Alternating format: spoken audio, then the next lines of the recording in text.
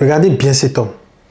Qu'on l'aime ou pas, il possède une âme que peu de leaders maîtrisent à ce niveau. L'art de la persuasion. En quelques minutes, il peut transformer des situations de crise en démonstration de force. Mais comment il fait? Possède-t-il un don particulier ou simplement il s'agit d'une technique millimétrée?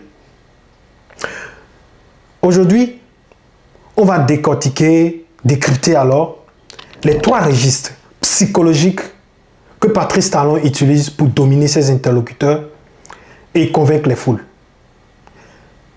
Restez jusqu'à la fin car le 3e est celui qui fait de lui l'un des leaders les plus redoutables du continent.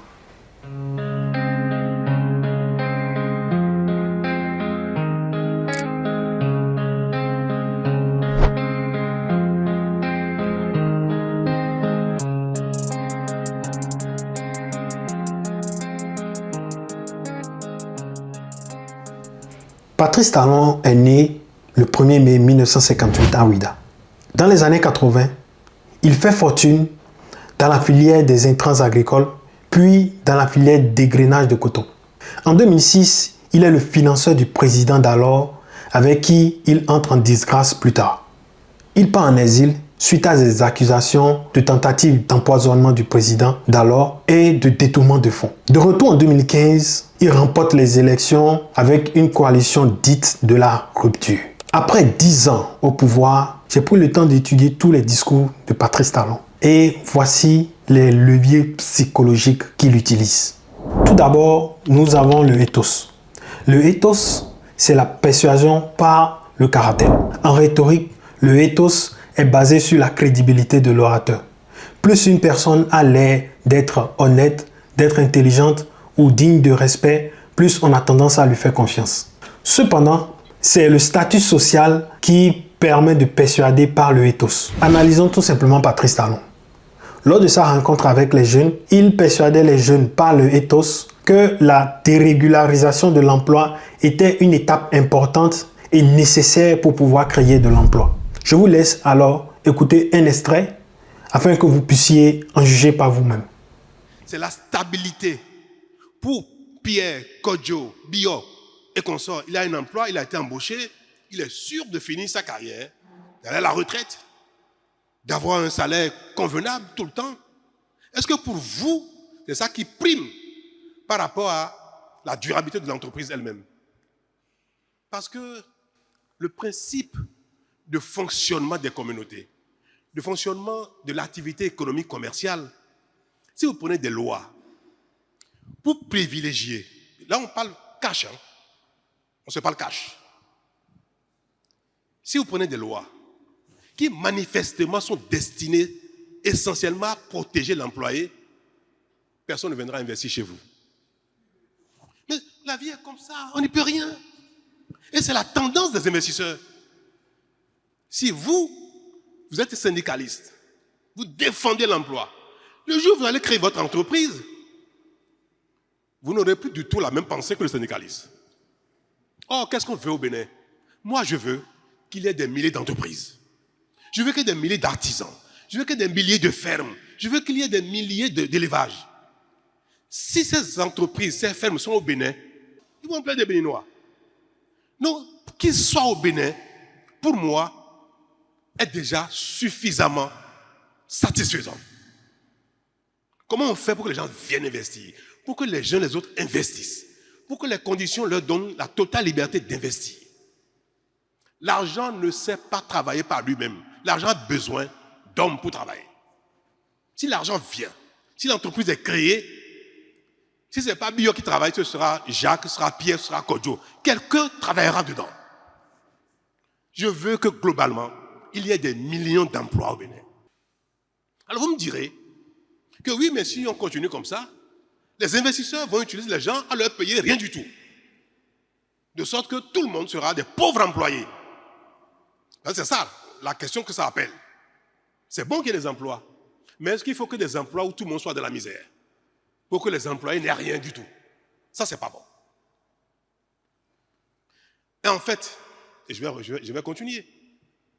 Quand il y a l'emploi, qu'est-ce qui permet également à l'entreprise de traverser le temps? Si les employés ne sont pas satisfaits, s'ils ne sont pas contents, ils ne resteront pas.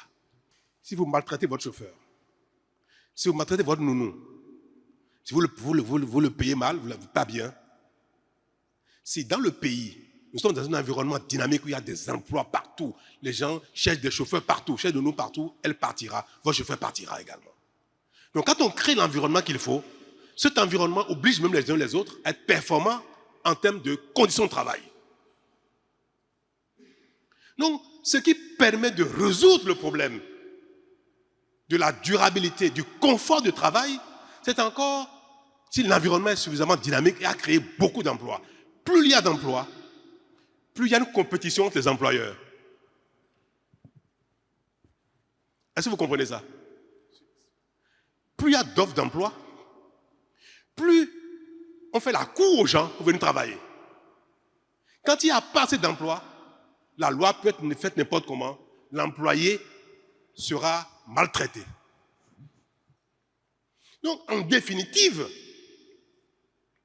la seule solution qui permet de régler la vie de l'entreprise, la durabilité, son parcours dans le temps et en même temps le confort des travailleurs, c'est qu'il y ait un grand nombre d'offres d'emploi, de sorte que le nombre d'emplois, de demandeurs d'emploi soit même inférieur ou à peu près équilibré avec le nombre d'offres d'emploi.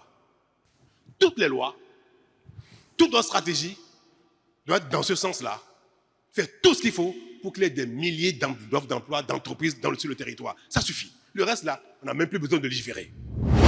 Tu me diras, mais je n'ai pas de statut social, mais comment persuader par le ethos? Il te suffit juste de créer un statut situationnel. Pour te créer un statut situationnel, il te suffit juste de faire preuve de confiance, d'audace et d'assurance. Car ce sont des caractéristiques des personnes à haut statut qui sont faciles à développer pour chacun d'entre nous. En montrant simplement ces caractéristiques, tu augmenteras automatiquement ton statut. Le deuxième registre est le logos. Le logos fait appel à la raison et aux faits. Elle fait appel à une suite d'informations logiques appelées prémices qui vont aboutir à une déduction appelée communément conclusion. Cependant, il existe plusieurs types de logique comme l'induction et l'abduction.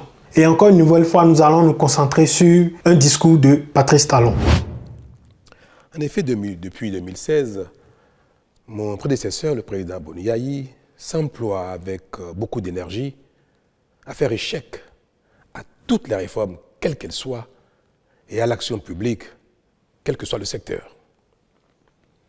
Avant 2016, tout le monde priait pour une réforme du système partisan. Nous l'avons engagée et j'en suis fier. Elle consistait à encourager, voire contraindre les partis politiques au regroupement.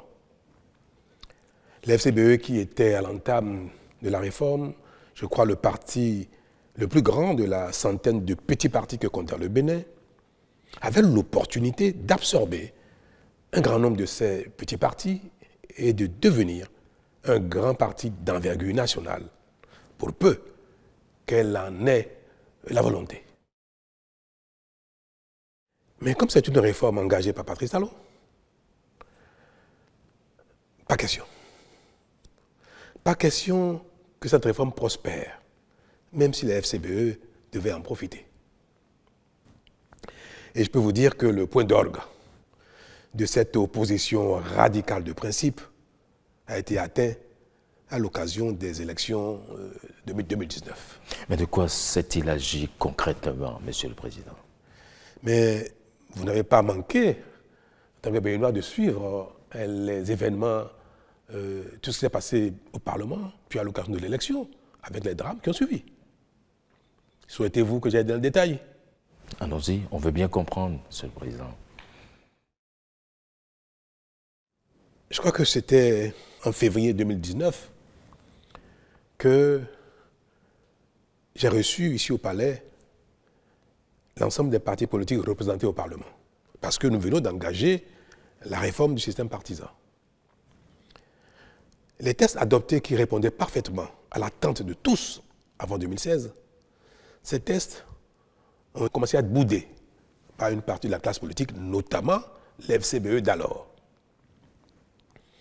Et ils ont estimé que les nouveaux tests n'étaient pas convenables, trop rigides, et risquaient de ne pas les faire gagner des élections. Mais comme nous sommes au début du processus et qu'il fallait trouver un terrain d'entente, j'ai accepté que l'ensemble des acteurs politiques au Parlement se mettent ensemble pour trouver les tests qui, selon eux, permettraient à tout le monde d'aller aux élections sereinement, tout en engageant la réforme du système partisan. Ne pas rester au statu quo de notre passé connu, excusez-moi le terme, de pagaille politique, mais d'engager une réforme qui reste à la portée des uns et des autres. Des rencontres ont eu lieu au Parlement, sous la présidence de président Ongbedi, président de l'Assemblée à l'époque, et un consensus a été trouvé. L'ensemble de tous les acteurs représentés au Parlement ont abouti à un consensus. Et je crois que ce consensus a été consigné dans un document le 18 mars 2019. Ceux représentant l'opposition dans le comité sont allés voir le président Yahya Boni pour lui présenter le consensus.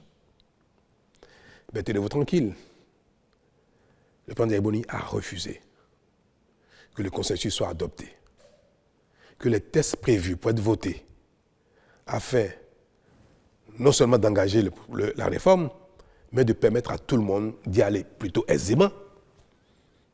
Ces tests ont été refusés par le président Boni Yaye, qui a dit aussi, ceux qui sont venus le rencontrer, que les choses n'ont qu'à rester en l'état.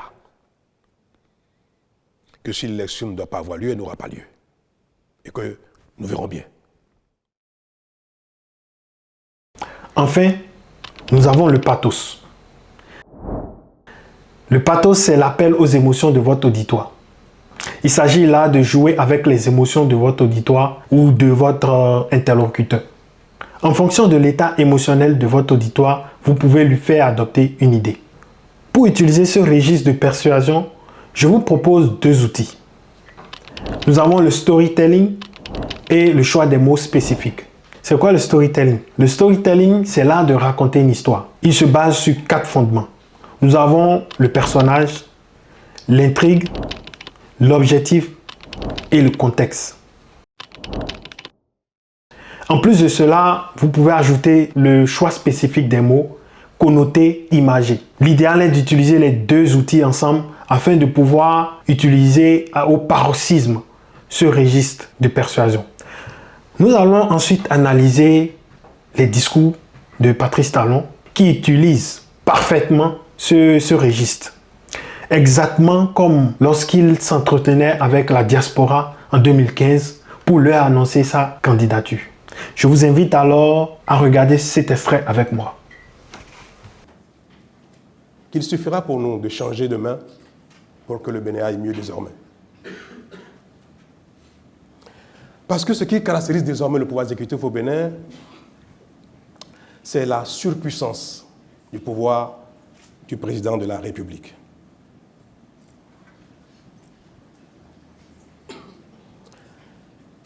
C'est le clientélisme absolu, c'est la promotion des soumis et des griots au détriment du talent, des valeurs et de la compétence.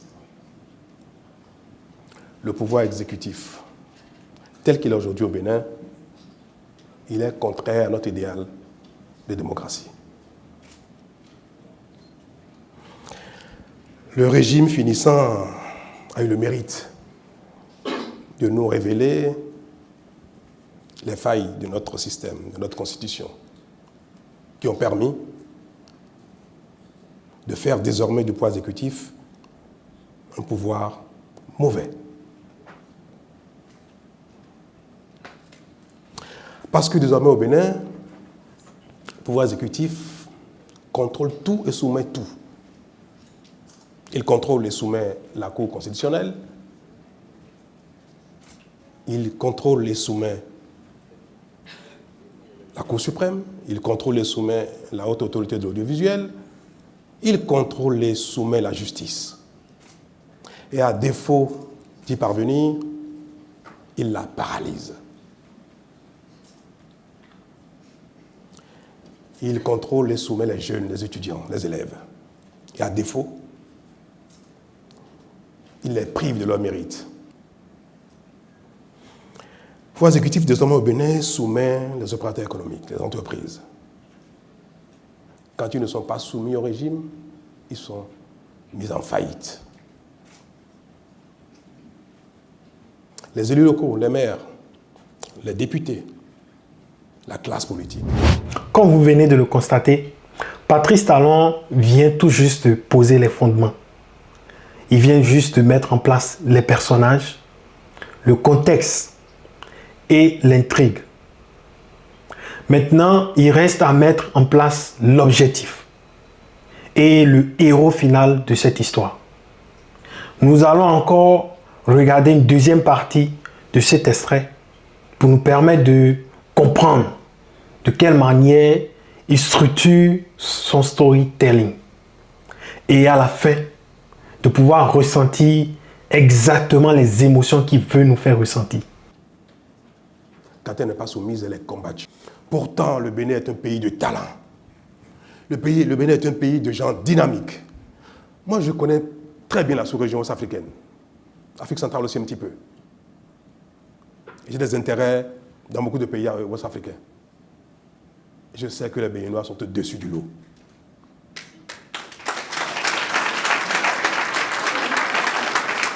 Le modèle a besoin d'être réformé. J'ai senti le besoin de vous dire qu'il faut qu'à l'avenir au Bénin, la Cour constitutionnelle, la Cour suprême, les institutions de contre-pouvoir soient réellement des institutions de contre-pouvoir.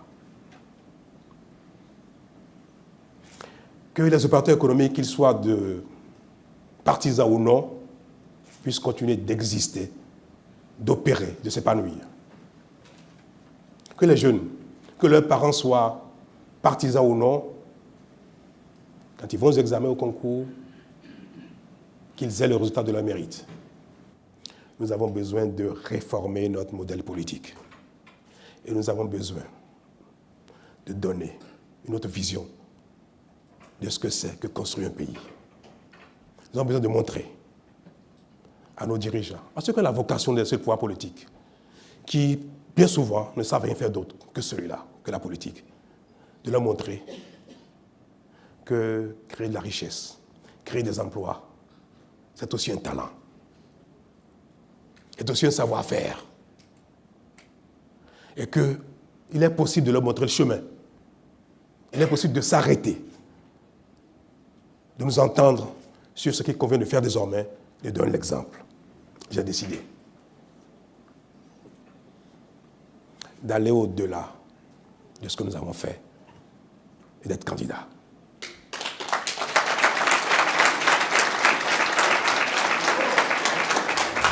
Comme il le souhaite, l'annonce de sa candidature à la fin de son histoire a suscité des émotions fortes auprès de la diaspora.